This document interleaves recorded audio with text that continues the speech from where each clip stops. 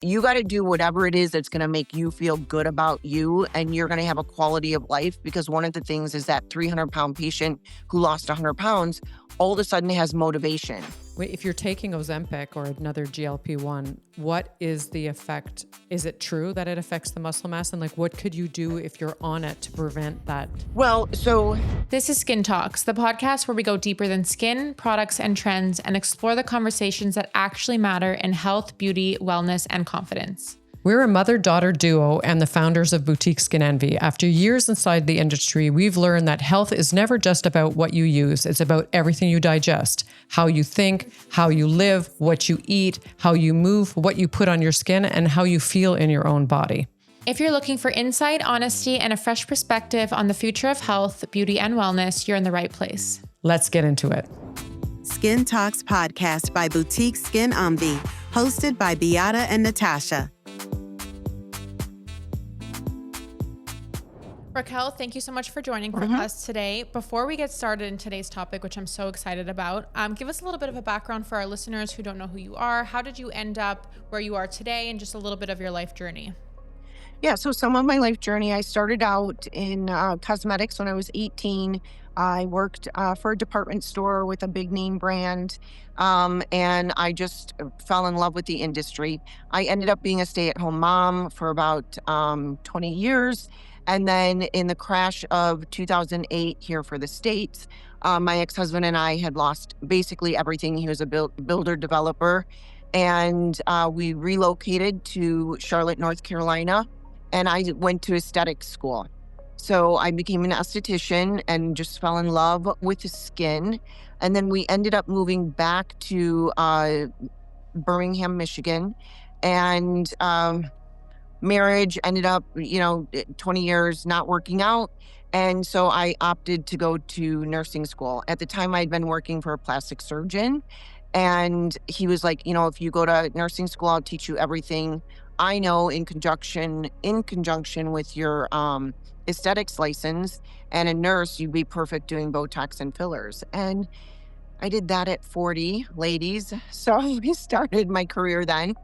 And now I have a medical spa myself and some injectors here and an esthetician, and we love it. I also have a background after my divorce because I just really needed to keep my mind busy and all of that discipline. I ended up spending my spare time in the gym, and that led me to get into bodybuilding. And I became an IFBB pro at the age of 44.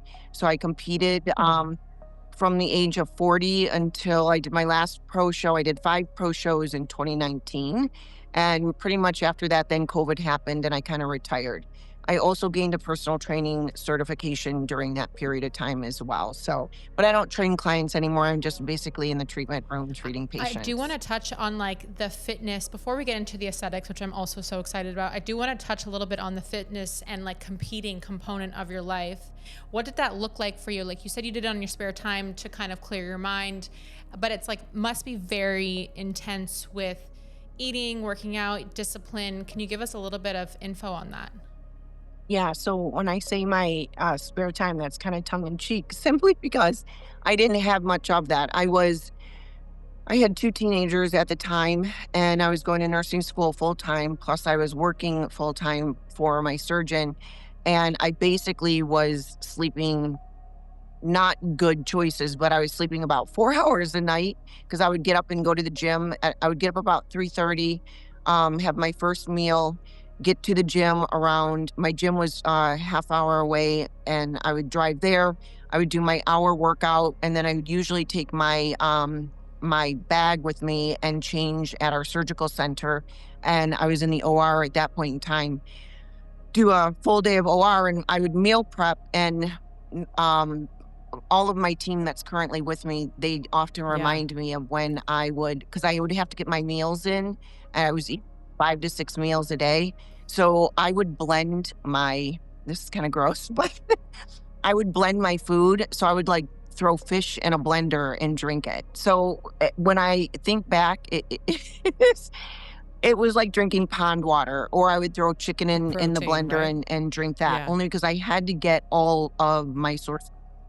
in order to build my muscles. So it was a lot of time, very time consuming, especially down towards 2 months before a competition when you're doing your fasted AM cardio, you're doing your weight training, then working in school, and then getting back to the gym again to do my evening cardio. So, and again, I was doing that in my 40s. I'm very grateful that I did at 53. My bone density is amazing. So I can't tell women enough. Get in the gym. It's not about the cardio. It is literally about the strength training to build your your skeletal frame and that bone density. Well, we hear about that all the time today, is the importance of muscle Weightlifting. and weightlifting as women, more and more and more. I think it was like very much a male dominant zone for so long, and finally like women are coming around to the idea of weightlifting, which also there was like this negative thing towards women because like you're gonna bulk. Right. Like that's a misconception, right? And there was a skinny culture at that time. Like, Yeah. it was, if you think back of all that, like you were beautiful. Women felt that they were beautiful if It's a they were supermodel very era. skinny, right? Yeah, it was a supermodel era, right? In the 90s, I remember some of my guy friends were know. like, well, if she can't back into this, then she's too wide, right? And it's interesting just how the trends are, because then it was, more the last decade, fuller figure, Yes.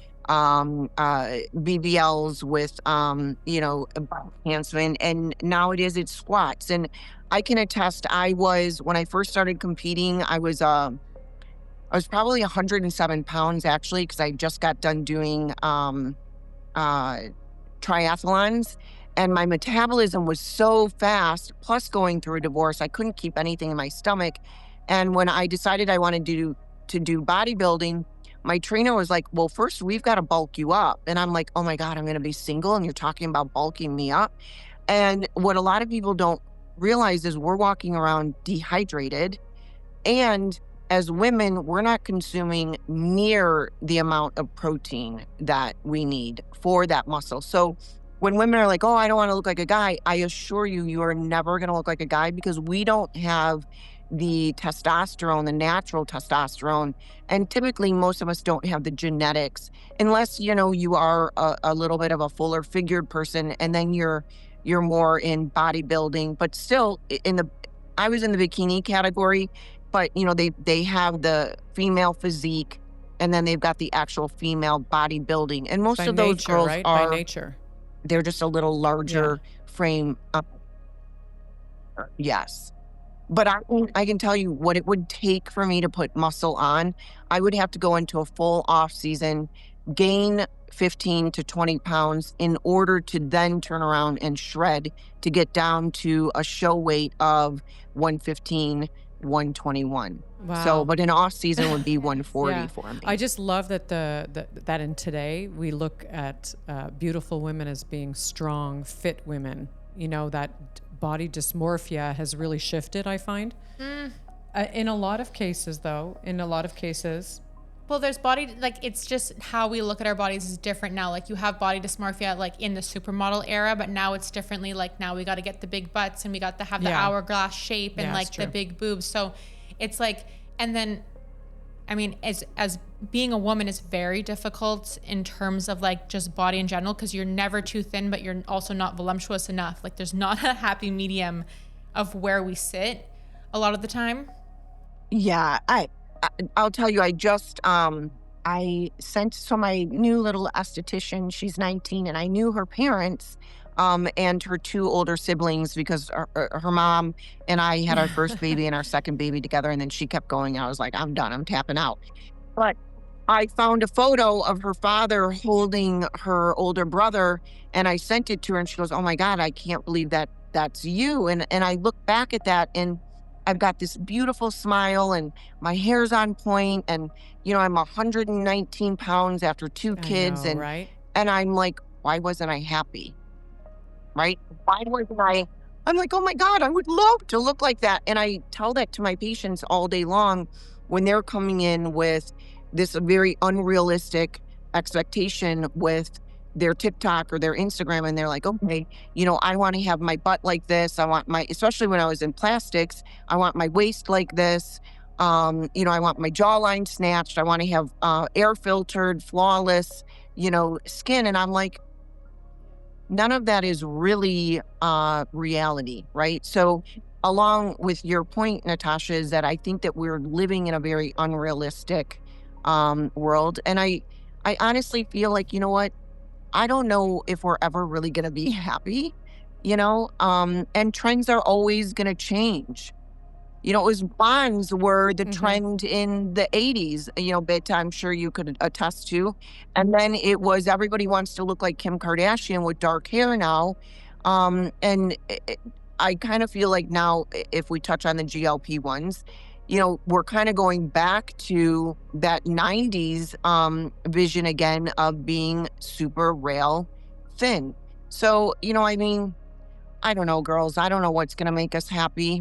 I know. I think happiness is really is an inside job, and it's not like is not listening to the outside and voices. letting the noise of everything outside of us really silencing, and that like consciously making a decision. But it's easier. It's easy to say. I know, because I'm in my mid 50s now, so like at this point in my life, I'm in a different mind frame. But I do feel that like where you are as a 31-year-old, I was light years away from her. She's way more balanced than I was at 31, and it's because of the time, the generation. Like women are much, much more empowered today than in my generation.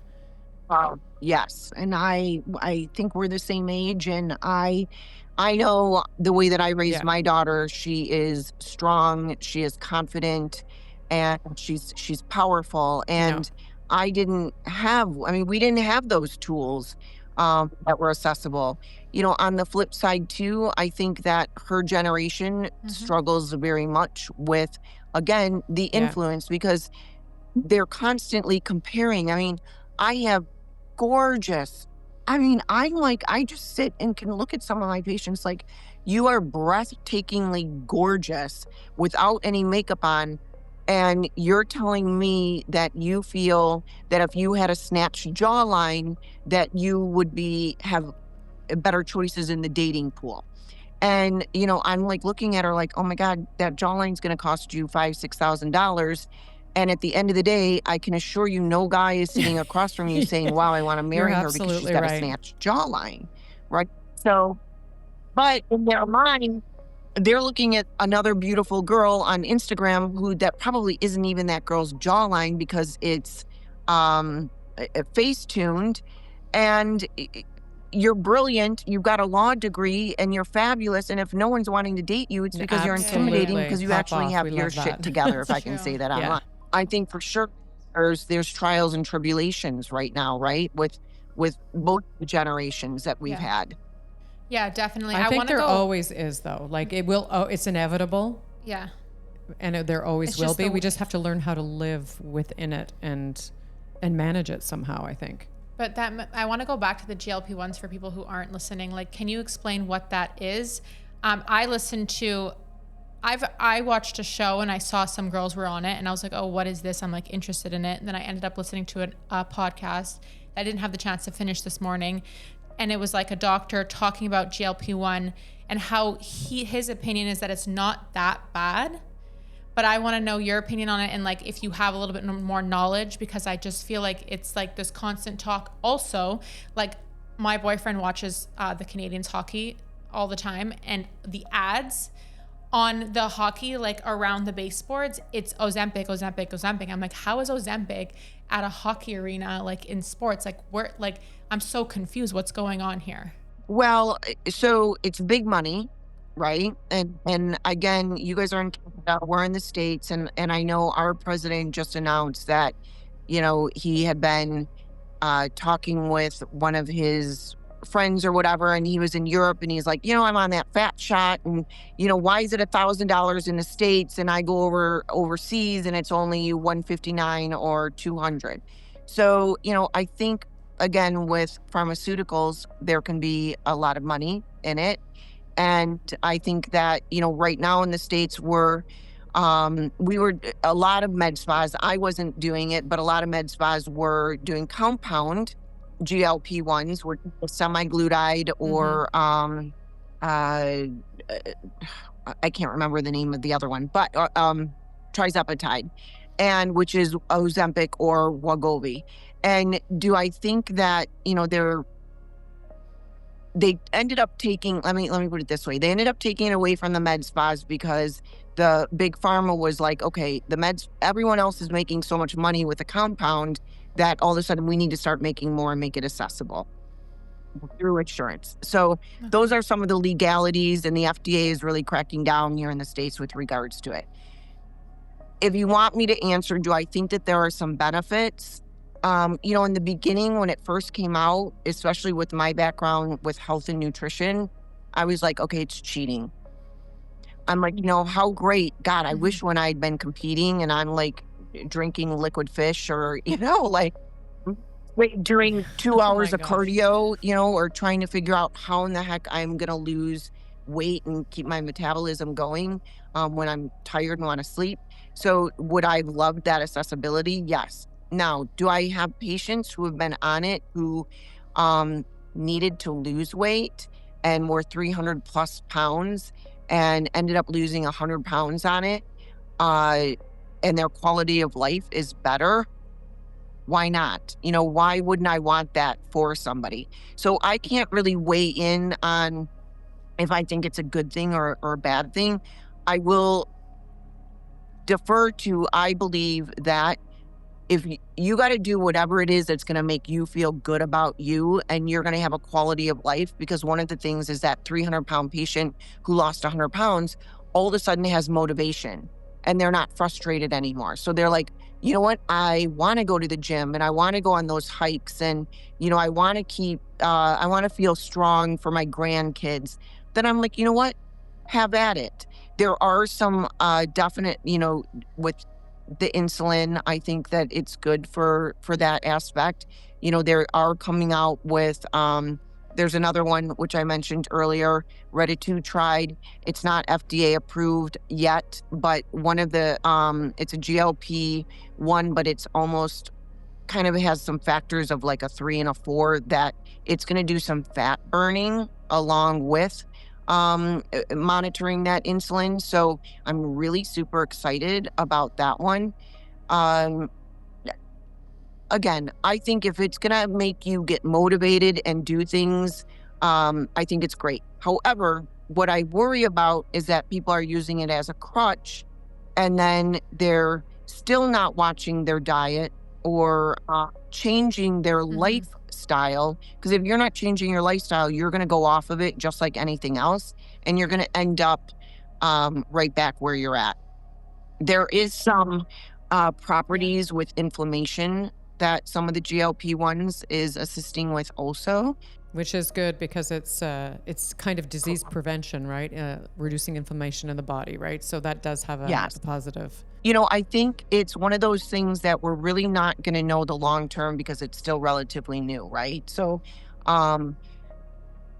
we'll have to wait and see what the data is in 4 or 5 years. I think that there's also some side effects that I wish that more people knew about going into it. You want to make sure that you're not getting constipated, that you're doing things that because of the GI blockage that can happen. So, there are some concerns, but overall, I think if you're monitored with a doctor, and that's where I agree with some of the compounding kind of being taken away from a lot of cowboys in the industry that just want to prescribe because it's a money grab. I think that we have to remember that in the med spa industry, we're still doing medical, and we want to make sure that we're doing safe practice, do no harm, and we are monitoring those patients on their journey.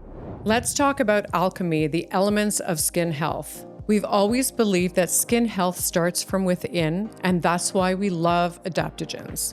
They help the body find balance, calm the stress that shows up on our skin, and restores steady energy throughout the day. Alchemy takes that science and makes it simple, a clean Canadian line of adaptogenic blends that support focus, mood, and resilience. Their life-enhancing blend comes with 3 flavors, original, matcha, and cacao, each one rich, grounding, and effortless to add to your daily ritual.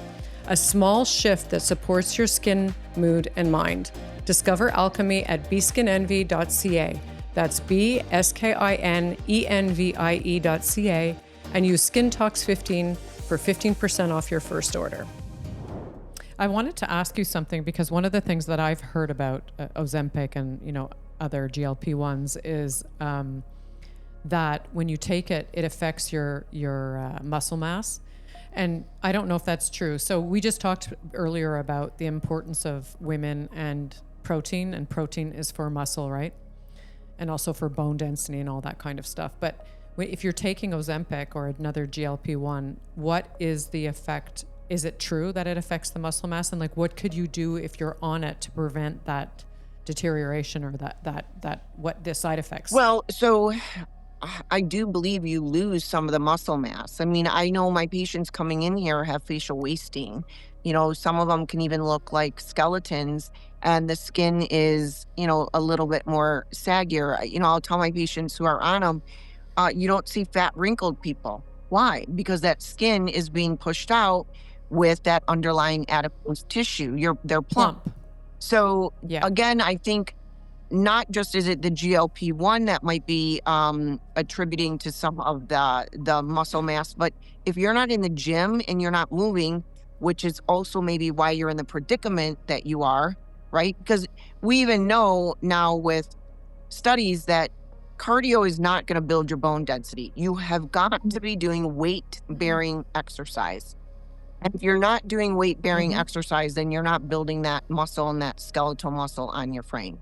So my concern would be if they're not moving and they're just taking the injection to lose the weight, then they're needing the injection to lose the weight because they weren't in the gym and they weren't moving to begin with. So in my opinion, it's just kind of a big naughty circle, right? Yeah, and I think, we could go off in a lot of different directions on this subject, but I do think that the basis of how we eat, what we eat, and our diets is such an important thing. And I think in North America, and Canada is no better than the United States, and I think we're probably the two worst areas in the world, is for diet. Like when I walk into, and I'm not going to knock the United States at all because I love a lot of things about the United States. When I walk into a grocery store, they always say that your peripherals are where you should be shopping, right? All on the outsides. But the peripherals of a lot of American grocery stores that I've been in is not that. It's like fast food, pre-mixed, everywhere in the grocery store, and sugar is probably in every aisle. Do you have the same opinion? Absolutely. Well, first of all, I personally, and I'm probably going to get a lot of flack for this, I think our food pyramid's terrible. It is terrible. Yeah. A lot of people talk about it today. It's archaic. It's actually archaic. I think that they made an error back in the 1960s when they flipped that and they put grains at the top of the pyramid. At the end of the day, it's protein. Okay. And whether, if you want to tell me you're a vegan and you're going to eat tofu and chickpeas as opposed to meat and dairy, I don't care. But it's for every single pound, especially as women, of our weight, we've got to do a gram of protein. So I'm sitting at 140. I need 140 grams of protein at least. And that's not easy to access. You have to be very conscious about what you're eating all day long, because Tashi and I work out with a fitness trainer also, and she tells that she's an ex-bodybuilder as well. She's in her late 50s. She's absolutely gorgeous, shredded, and she is constantly telling us the same thing. Protein.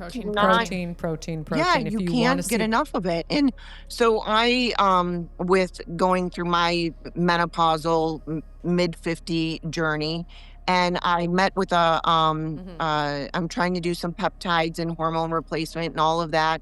And so I do my onboarding, and then the nurse gets on and she goes through and she wants to give me a diet. And I've got it was my coach when I was bodybuilding, and he had me looking like an anatomy poster. So whatever he tells me to eat, I eat religiously. So she's trying to break down this diet for me, and I'm like looking at her like, wait, I eat eggs every single morning. I have 4 eggs every single morning, hands down, whichever way I prepare them. And she's like, oh no, we need to do some oats or some grains or a piece of Ezekiel toast and then maybe some yogurt or cottage cheese. And I'm like, I go, oh, okay. And then I was like, literally, like, I don't care about whatever she has to say about nutrition. That's that food pyramid. I'm not doing it. And I just wish, especially with the GLP-1s, if people are going to go and they're going to do it, I think that you should meet with someone who's going to walk you through the journey and someone who's going to help you with that diet as well as exercise. Because like you said, it really, I mean, what's the age old saying? The abs are made in the kitchen. It comes down to nutrition. But good food also it's expensive. I mean, I'm sure if you turn on the TV, everybody's talking about food prices right now. It's really easy to go pick up a box of Lucky Charms and get your kids to eat it. But why do all these kids have allergies and ADHD? And that's probably a whole nother talk. Exactly. No, but I'm glad we're having this conversation because it's really, it's really, really important for the future, I think. Is really just. I also think that there's like so many people that have negative relationships with food. Absolutely. And like there's Trauma. so much information about food, like grains are great for you, grains are bad for you, protein, you shouldn't be eating red meat as a woman, like all these things that have been said in the past. And it's like, as an individual, where do you get your information from? And like, if you already have a bad relationship with food, like how are you supposed to really know what to do? And then also the stress of like trying to get into shape, but then having to count your macros and having to count all these things when you already have anxiety with food is so difficult, I find. And it's like, you just have to remember that food is supposed to fuel your body. And like how we grew up, like certain things, like your parents, or maybe even you did this with me, or like whatever. It's like, oh, if you finish your homework, I'll give you a treat. Like making a weird.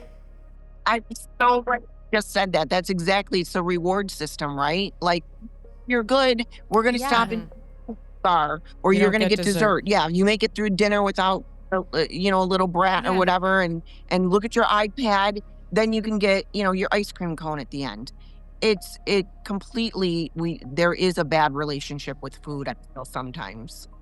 Yeah. Yeah. And it starts with their kids. Yeah. So like you're associating like doing well in school with finally having McDonald's. And then when you're older, it's like McDonald's is like this reward thing. So you do something good. So you go to McDonald's and you eat. And it's just like this negative, weird relationship that we have with food. And really it's just like, you need to be eating like breakfast, lunch, and dinner, and like maybe 2 snacks in the middle. I don't know. But like, you just need to be having a healthy diet, and it shouldn't be this reward system or like this negative affiliation with food. Yeah. And also I find that food but also we talk a lot today in the world of about trauma and what trauma does to the body. It gets stuck in the body, fight, flight, or freeze.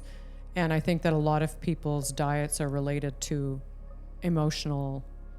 unresolved emotional eating too much when you're sad, or not eating at all when you're stressed. Yeah. And I've done that in my life. Like when I've been very, very unhappy, stressed, or hurt, my appetite drops literally immediately, and then, not to say that when I'm happy, I eat more, but it's just. Well, I remember when I used to work with her and she had a different company, I would be like, Mom, did you eat today? Cause like I grew up playing sports. Like I was an athlete, so I knew I had to eat out and I was always hungry. And I'd be like, did you eat today? She's like, yeah, I had a tomato. And I was like, you ate a tomato? No, but don't day? forget that I also grew up at a time where almond moms too were a thing. Yeah. So no, but I can say for myself, and I don't say this like as a pity party, but I grew up with male figures in my life talking about my weight. Yeah. Criticizing my weight brutal. From a very, very young age. People in my life that were like, oh, your legs are really big, or oh, you've put on weight, or oh, you creates an and insane. That my relationship with my body growing up was absolutely terrible. I was 11 years old. I didn't ever want to wear a bathing suit. I'm serious, and it still carries through to my today. But I'm aware of it, and it's not to. I'm not saying that so that I like to feel sorry for myself or anything. But it's the reality of my generation.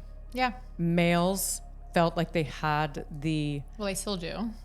Well, yeah, but not in my world anymore. Like I don't want to be around that. But males had the feeling that they could impose their opinions on women's bodies.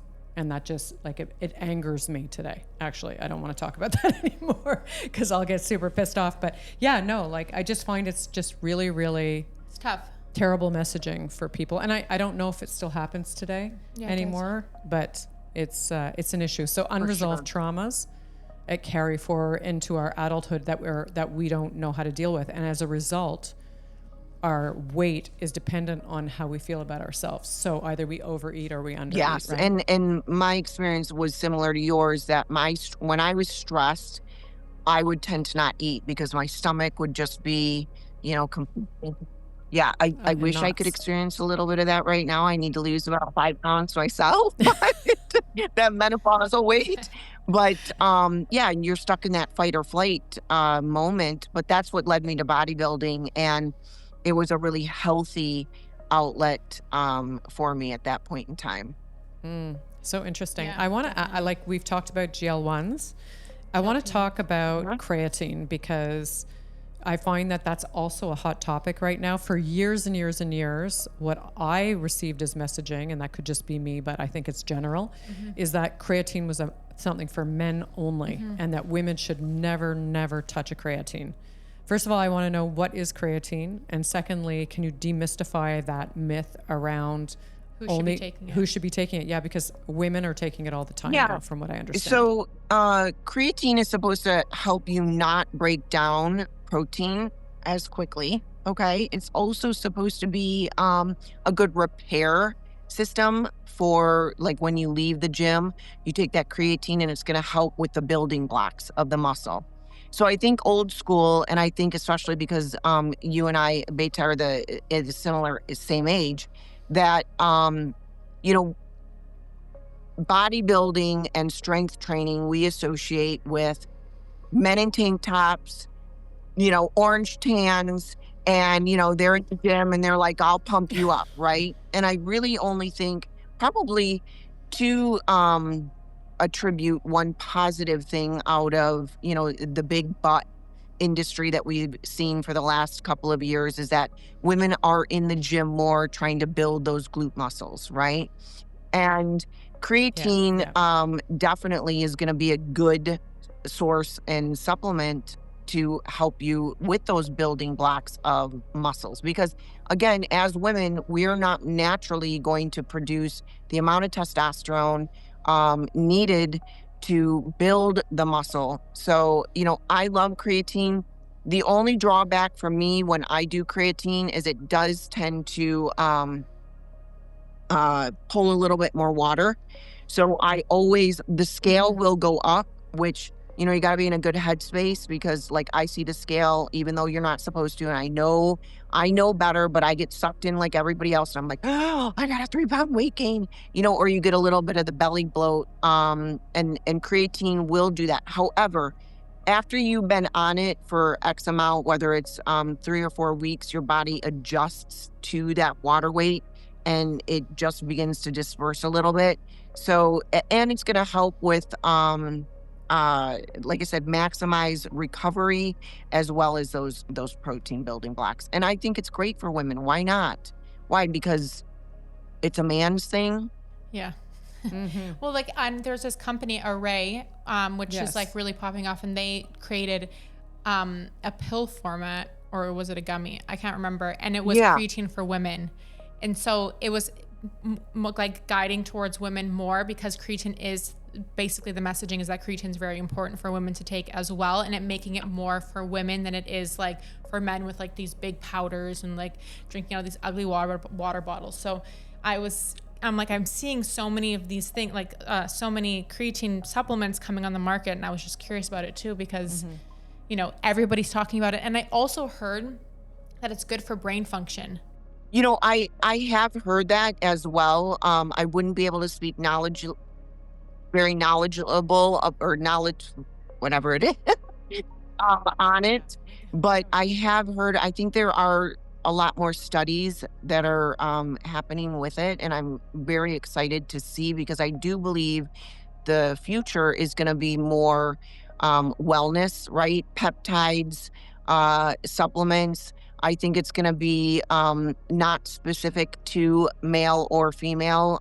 Regenerative medicine, I think that we're more headed towards. So I would like to see it like that. I think they put it in a gummy form, thinking that it's going to be more appealing to us ladies. Yeah. A woman. I'm Yeah, all for about, sure. for me, I don't care if it's a powder form, pill form, if it's going to give me better physical performance, better recovery, again, for us aging, building that muscle, because, we're losing, if you're not at that gym working out, you're losing 1 to 2 pounds of muscle. If you're even bedridden for, I think, Gabrielle Lyons just spoke about, if you're in bed for 2 weeks, you've already lost 1 to 2% of muscle mass. Now, if you've already got a good structure, you're going to be able to gain that back because of muscle memory pretty quickly.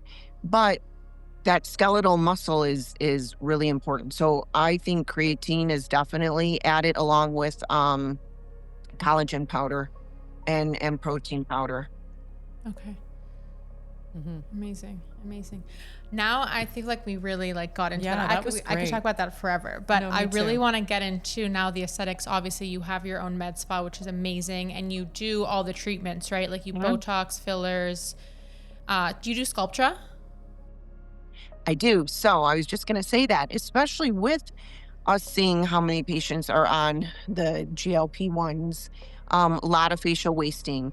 And even I still have a lot of bodybuilder patients who come in who are very, very lean, and they just don't, they're losing that adipose tissue, in their face. So I love a collagen stimulator. I've been doing Sculptra for about 9 years. And I think it's a really big part of my practice. Not only do I do it for the face, I also do it for like knees, elbows. I do the BBL enhancement. So Sculptra it's a wonderful product. It's a good building block. It's great to then layer your hyaluronics on top of for a little bit more finessing. But for somebody who definitely is really hollow, or if somebody wants to, they've got a lot more time on their hands. Like filler is a great instant gratification, but your Sculptra is a little bit more of that tortoise in the race. So it's a little bit more of a longevity. Yeah. You're doing a marathon, not a sprint. Okay, interesting. I love that. I heard that Sculptra was like I was listening to this episode as well, and somebody was saying like they preferred Sculptra over filler because it was more of a natural, like people can overdo the filler, but Sculptra it's a lot harder to overdo is what I'm understanding. You just need to have a lot of practice in injecting it, right? It's not something that can be dissolved afterwards. Correct. So that's really important. And the other thing too is I try not to back myself in a corner where I say that one is better than the other. I think that they just serve different purposes, right? So for somebody who does want to look more natural, Natascha, you're 100% right. Sculptra is a way to go. But for somebody who maybe has a wedding and they're like, you know what, in 6 weeks, I've got to look on point, better to do your hyaluronics because I know I'm going to be able to give them that look immediately. Whereas if we've got like a year out from an event, I can say, okay, let's do a couple of rounds of Sculptra, get that collagen building. And then when you come back, we can finesse it with filler because Sculptra, you can't do the under eyes with Sculptra. You don't want to ever put it where a ligament is, which is around the eye, around your orbicularis oris, around your mouth, because those areas are flexing and it's dynamic areas that you don't want to put the product. So I love it. It's definitely a great tool in the toolbox, but I think that there's, 2 different playgrounds for it. Yeah, for sure. Interesting.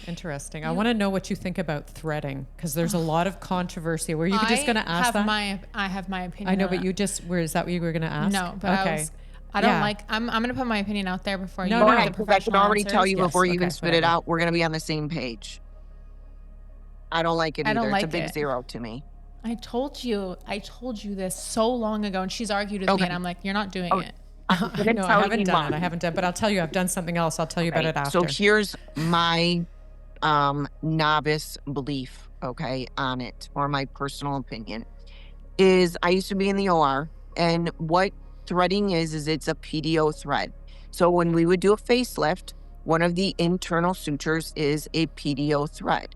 Now, have I seen it done well? Yes. Have I seen it done not so well, where it's popping out of the patient's lip and they're like pulling it out? Yes. Have I seen it where, again, if it's not done well, you've got a knitted sweater on and you know how you snag that sweater and it gets all God. like this and then you got to pull out. So, Yeah. I've seen where it's bunched up because it's not in the right plane, right? I've seen that too. I always kind of wondered what the heck is going on with that person's face, but it's threads. Yeah, because they got one side of their face got pulled and the other one, my philosophy is let a surgeon do what a surgeon's good at. Because here's the other thing too, and I've had a lot of people ask me, Raquel, why don't you do threads? I want you to do threads. I'm also big with patient satisfaction, and my belief is that one threading appointment is not going to cut it. For someone like her age, Natasha's age, she's a piece of cake. She's a cakewalk.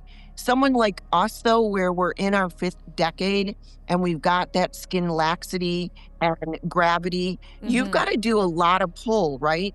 So I think that you might get a great, like if it was, I've got a wedding in 3 weeks and I need to look like I've got a little bit of a brow lift. Okay, great. Go do the thread. However, just know in about 6 months, you're going to need another thread. Now, physician that I follow on Instagram, he's brilliant. I love what he says. And he says that you need at least 3 to 4 continuous sessions of the threading to get that barbed PDO thread to be able to stimulate the collagen to get the lift. And by that time, you might end up, maybe if you got a magic 8-ball and you're going to shake it and say, oh, looks good, you might end up having a good result. Then let's factor in price. You're at about $1,000 a thread for one area, or if you're going to go somewhere discounted, which I would never advise anybody, maybe you can get it for less than that. However, by the end when you add that all up, you could have had a lower facelift. So I'm always of the opinion, go the surgical route, because you're going to end up being happier long term. And that's just my opinion. Doesn't mean anything to anybody else, but that's just, what I believe about it. Yeah. I think a lot of people go in thinking, okay, I'm just going to go do threads and that's it. That's all. They don't understand that there's a whole entire, process behind it. Like you said, it can take how many times, and then you can have the downside of it of like. But that's also if it's done well. Like imagine if it's not not everybody done well. does it well. No, I've seen it on people, and it's very obvious that there's something going on with the face. Yeah. Yeah, and it makes me sad because then you spend thousands of dollars. Yeah. And there are 1 or 2 qualified people who I would trust in this area to do it. But again, I just write down the pros and cons and what fits for your budget and your trajectory where you want to be with your goal. I won't do it though. So what other kinds of treatments do you do in your clinic? So out of the, I've got all the standard Botox, hyaluronic fillers, Sculptra. We do Radius also. And then we do our microneedling, microdermabrasion. I've got the CO2 laser, IPL. And then I'm dabbling. My goal for 2026 is just to get a little bit more into the peptides. Like we do the NAD injection here, glutathione, vitamin D and C. You guys know, being in Canada, I mean, we don't get a lot of sunlight always. So I like to keep the immune system up. Yeah. So pretty much, I mean, we do just about everything that you need here. You just got a treatment done. I just had a treatment done. So I was like, obviously, being on Instagram, TikTok and stuff, you always see this kind of before and after CO2, right? And I go to we have a Medi Spa, and we do a lot of different treatments at the Medi Spa, but we don't do CO2. And so I went to see somebody that I know very well in the industry, and I asked her about it. They don't do the CO2, but they do the Fotona. I don't know if you know the Fotona. Have you heard of that device? I have not. But is it basically like a fractionated filter? It's like this. Yeah. It's a JAG laser. And I did it with exosomes. So I'm on day 6 right now. First of all, like the day after, I was like, the traumatized. fact that I'm recording a podcast right now is actually shocking, because if you saw what I looked like last Friday morning, I couldn't even open my eyes. That's brutal, right? It's just so sad. And I did it with exosomes, and the exosomes, I have to say, really helped me to heal a lot. But so I was going to say that it'll cut the healing time in half. In half, yeah, because I'm on day 6 right now, and I'm recording a podcast. Yeah, and like you have like slight redness around the eyes, and still. But I have a picture last Thursday night when I did it. Traumatizing. But before, and around my eyes, and yesterday morning, and it's night and day in 6 days. So I've had several treatments myself with the CO2. I've had 4 in my lifetime. And I had one as recently as February of this year. I try to do one every couple of years. Okay. And the last time I did it, I went to another facility because clearly I can't do it to myself here. But I asked her, I said, are you okay if I bring my own exosomes? And she's like, whatever you do when I step out of the room, I don't care. And I said, okay. And I put my exosomes on topically, and I was healed in half the time, as well as I did red light too. But I'm going to tell you, the CO2 laser, hands down, is look, I'm getting excited just like talking about it. It's amazing. And your skin, I mean, you're in the industry, but your skin is only going to get better because that remodeling continues for a couple of months after. But I always feel in my 50s, my under eyes is the first giveaway on me. If I'm not toxed, if I'm tired, if the moon and the stars haven't aligned, this area gets crepey on me, and I'm always like, I look like an old lady. The CO2 laser, now did they put the metal eye shields in? Not in the eyeball, they put it on top.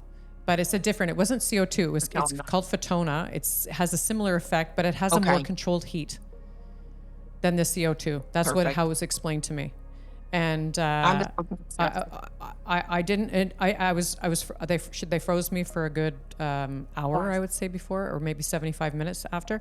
And then I put the exosomes on afterwards. I have to tell you, that was a whole trip on its own, because those things, you have to know that you can feel exosomes when you put it on after a CO2. It's a sting for an hour. That's like, she was trying to blow cold air on me. I'm like, no cold air. It's almost like when you're going into labor, and you're like, go sit on a ball, and you're like, I can't sit on a ball, I can't stand, I can't lie down. Like you don't know what to do with your body because I was just like, I'm like panicking inside and thinking, how long is this going to last for? And then, Alexa was there with me, and she's like, putting that cold thing on, and then I'm like, no, I don't want that anymore. Then I'm like, yeah, I want that. No, I don't want that anymore. Yeah, I want that. It's like out of body experience. But I have to say that I'm so incredibly pleased. I dropped off this morning something at a neighbor's of mine, and she looked at me and she goes, your face. I'm like, I know, right? I look fabulous. I did my neck. I'm still recovering. The neck is a little bit more difficult, but it's right? great. Because the skin is really sensitive down there. So it was my eyes and my neck, my neck area that was the worst. And wow. I was so happy. Wow. That's all I can say. Yeah. She recommended that I come back and do it again, maybe in February or March. But it's not the CO2, right? So it's a little bit different. Look into the Fotona, though. I'd be curious yeah. I want to go back to, congrats on getting that, because I saw the pictures and I'm like, what? Yeah, I was in bad shape. I was in bad shape. And it's scary. And you got to warn patients, because they leave and they're okay. They're just kind of that bronze color. But you wake up the next day and your eyes are almost glued shut, and it frightened. Yeah. They were. Oh, yeah. They were glued shut. Yeah, my cats were looking at me like you what the hell paid happened for to that? you, Mom? but it's so great. And it's funny because I knew I had a podcast day today, right? Today we were recording this podcast with you.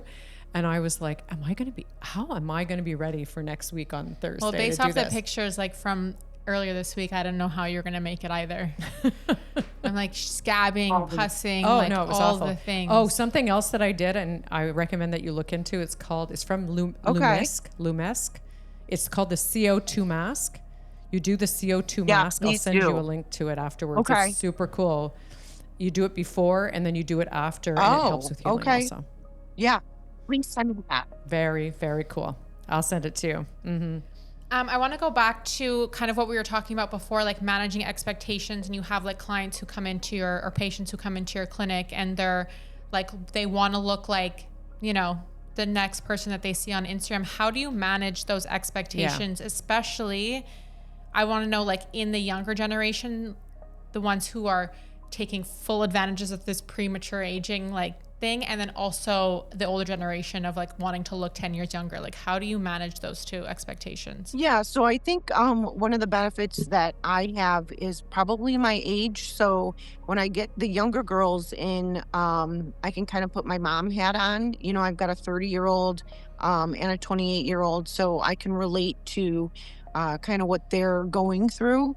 But I'm really good at saying no also. And kind of doing the psychological aspect of like the jawline filler young lady. She was fabulous. And I looked at her and I said, what's really going on? And she just said, I'm just alone and I can't find anybody to date. And I said, instead of me taking your $6,000 for this jawline filler, I want you to either pay off your student loan, go on a vacation, or get a therapist. And I think it's, you know, I've gone through some really bad things in my life, and I've gained the wisdom with it and because of it. And for me, I think that there's a lot of vulnerability of when someone comes into your treatment room and is sitting in your chair, right? Because you're more than just a girlfriend or a family member, because they wouldn't even divulge some of the things to those people that they feel comfortable divulging to you. And I just said to one of my injectors the other day, you know, I have a major in psychology and a minor in, you know, science of nursing. So, you know, you've really got to be able to be that therapist and understand where your patient is coming from psychologically at that moment. So I don't have a problem saying no, but I'm not in it just to make money. My older patients, you know, I think I can relate to them again, just because I am kind of in that mid-level range, age range. I mean, I've got patients who come in. I have one, she's fabulous. She's 87 years old. And she's so great. And she goes, oh, I just think I'm too old for anything. And I said, you know what? I said, you look great.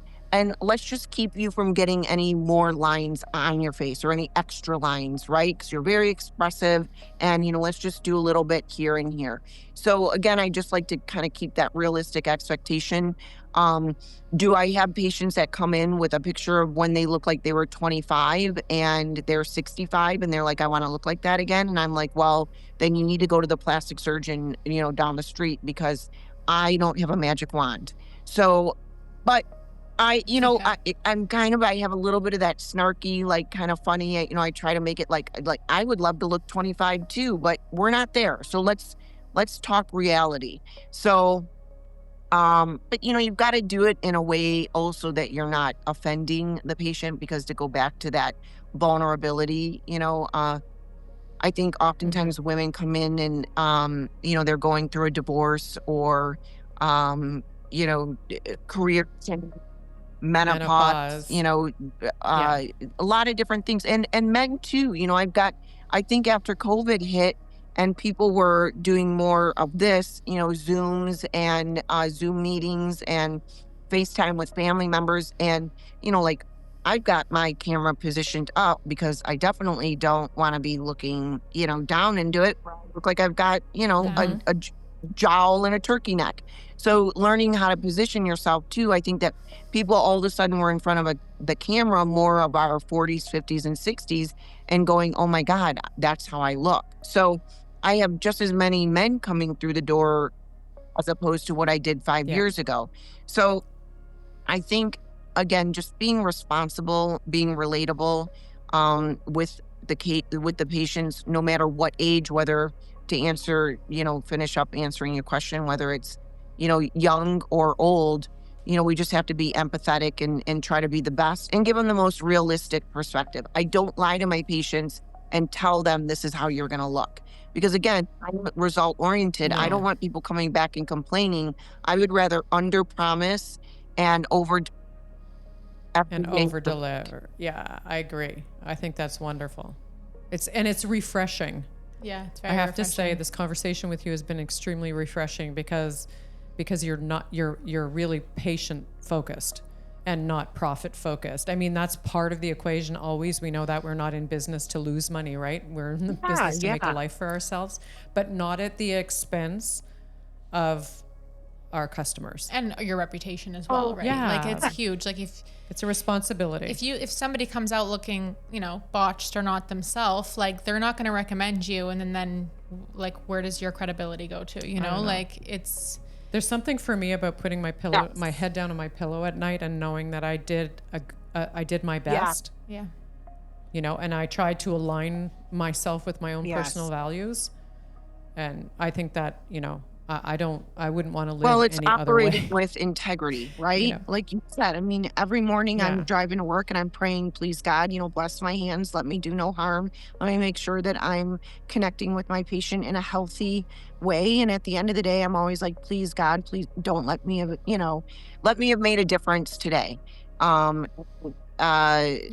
Hopefully have somebody walk away feeling better about themselves and not worse, because I walked in places and they're like, oh, you're using that skincare? What's wrong with you? Or, oh, no, you need to, you need this and you need that. And it's like, well, wait a second here.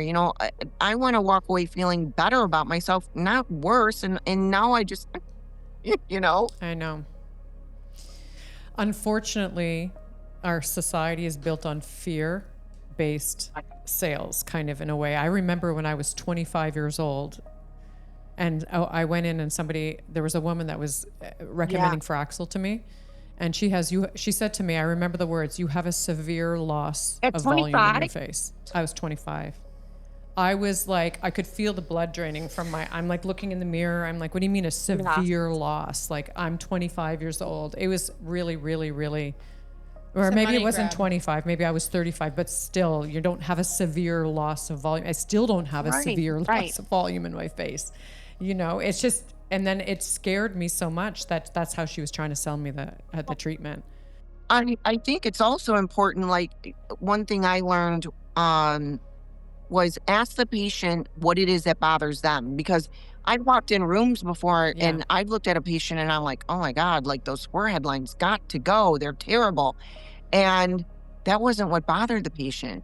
It was like a scar on their face from when they fell as a child because their father dropped them. And every time they put that scar, it's trauma. Yeah. And here I say to them, hypothetically, oh my God, your forehead must bother you. Well, now what did I do? I just created a whole nother problem for them to fixate on, that they're going to get in the car and feel worse about themselves. So, I think, again, just sitting back and listening, being a really good listener to what it is that my patient wants and what needs, not what I'm seeing. Exactly. 100%. Yeah. Agreed. This has been such an amazing conversation. I was really excited for this episode, and I feel very it's even better than we thought it would be. Yeah. So thank you so much for sharing your knowledge with us today, and also your passion and wisdom. You guys are awesome. I love I love that you guys are working together. That's such a beautiful thing. No, I'm very grateful every day for it. Me too. That being said, we do usually finish off our episodes with like 3 little quick rapid fire questions. So if you could leave your listeners with one principle to help them choose an aesthetic provider wisely, what would that be? Choosing your aesthetic provider wisely. Do your research. Don't shop price. Mm-hmm. Oh, I love that. Yeah. Because I want to take it into red flags today about like when you're going into it, but we didn't have the chance to, so we'll have to maybe have you back. But okay, yeah, that's important because a lot of people do go for discounts. Quality. They look for price, understandably, because Yes. people are on budgets. Yeah. Save your money. And the next question we have for you is, in your own words, what does true aesthetic confidence look like when it's done right? True aesthetic confidence would be being able to walk in a room and look like you were just on vacation or refreshed or took a nap. Just having that confident, like, I'm here without looking done. I don't want your lips walking in the door before you even make it through. That's hilarious. Love that. Love Yeah. that. That's No, fantastic. that's amazing. How does caring for your body change the way you experience confidence? It's a temple, right? And if you're worshiping it by eating well, treating it well, it's going to be your best champion yourself. So, I think it's look at yourself like you are a temple. I love that. Yeah, amazing. Thank you so Guys. much. Thank you so much for today. It was such a Oh, it pleasure was to have amazing you. to be on. Thank you. Thank you for listening to Skin Talks. If this episode inspired you, taught you something new, or just made you feel seen, please share with someone you love. And if you believe in thoughtful and empowering conversations that help you make better choices for yourself around your beauty and wellness, please rate and review the show. It helps us to grow our community, and we deeply appreciate it. Because this isn't just about skin. It's about claiming your beauty, feeling strong, informed, and at home in yourself. See you next week.